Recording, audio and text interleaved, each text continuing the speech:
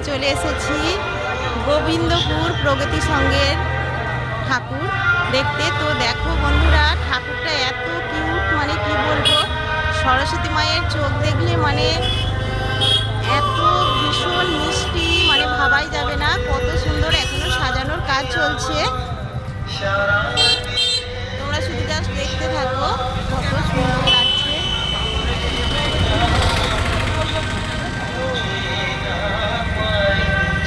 তো এখানে অনেক দাদারা রয়েছেন যাদের কাছে আমরা জেনে নেব যে ঠাকুরটা কোথা থেকে এসেছে, এত কিউট মা সরস্বতী। তো এই প্রসঙ্গে কিছু জানবো।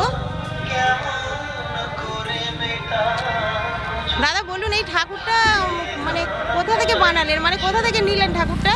শীতলপুর থেকে। আচ্ছা, শীতলপুর থেকে। তো ঠাকুরটা তো ভীষণ মিষ্টি, মানে কি বলবো, এত সুন্দর কিউট সরস্বতী, মানে দেখাই যাচ্ছে না, তো ভীষণ সুন্দর।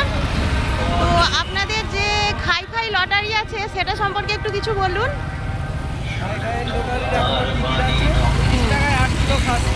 আচ্ছা, হ্যাঁ,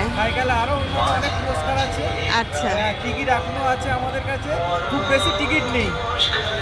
তো খাই খাই লটারিতে মানে দাদাদের এখানে দারুণ সাড়া দিয়েছে, তো ভীষণ। আমি তো কেটেছি, তোমরাও বন্ধুরা যদি এখনও টিকিট রয়েছে যদি আসো, কাটতে পারো, কোনো প্রবলেম নেই। দাদা আপনি কিছু বলুন।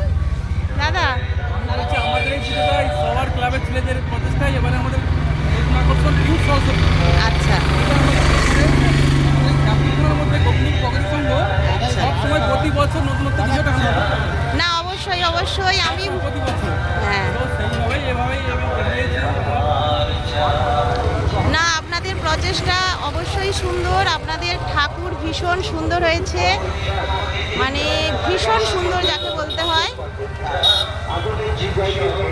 তো আমি বন্ধুরা তোমাদের সঙ্গে এই যে দেখো শেয়ার করছি।